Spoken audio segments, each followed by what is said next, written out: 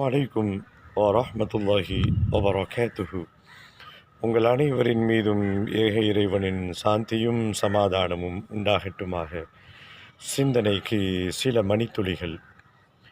இதோ சில மணி நேரங்களில் ஒரு அற்புதமான ஆஃபர் காத்து கொண்டிருக்கிறது. ஆன்மீக சிந்தனை உள்ளவர்கள், மறு உலகத்திற்காக வேண்டி இந்த உலகத்திலே அதிகமான அமல் செய்பவர்கள், உங்களுக்கெல்லாம் ஒரு நற்செய்தி, ஒரு சிறந்த ஆஃபர் இறைவனால் நமக்கு வழங்கப்பட்டிருக்கிறது. என்ன ஆஃபர்? முஹர்ரம் மாதத்தினுடைய 10வது நாள், ஆஷூரா என்று சொல்வார்கள்.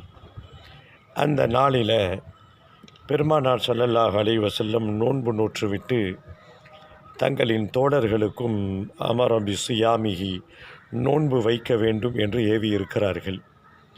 ஏன் நோன்பு நோக்கிறோம், அதற்கு பின்னணியில் உள்ள வரலாறு என்ன என்ற செய்தியை தவிர்த்துவிட்டு ஒன்றை பார்த்தால் போதுமானது. பெருமானார் அவர்கள் நோன்பு வைத்தார்கள், நோன்பு வைக்க சொல்லி ஏவினார்கள், அதை நடைமுறைப்படுத்தினார்கள். சஹாபாக்கள், பின்னால் வந்தவர்களெல்லாம் அதை பின்பற்றினார்கள். இது ஒரு சுன்னா, ஒரு நபி வழி.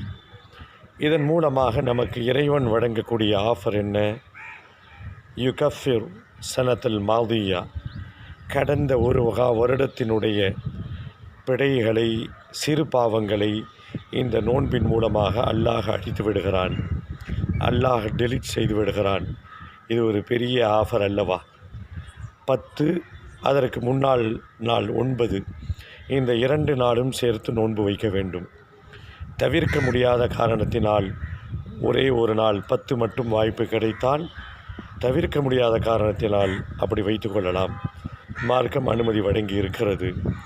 இந்த பிறையினுடைய கணக்கின் அடிப்படையில் சிலர்கள் சனி ஞாயிறை கணக்கில் எடுத்துக்கொள்வார்கள். அது அவர்களுடைய ஆய்வு. மொத்தத்தில் 2 நாட்கள், 9, 10, முஹர்ரமினுடைய 9, 10 ஆஷூரா, தாசுவா. இந்த நோன்பை முடிந்தவர்கள் முயற்சி செய்து நோன்பு வையுங்கள். இந்த ஆஃபரை அனுபவியுங்கள். தொடர்ந்து பயணிப்போம். இன்ஷா அல்லாஹ். புரிந்து கொள்வதற்கு அல்லாஹ் அருள் புரிவானாக.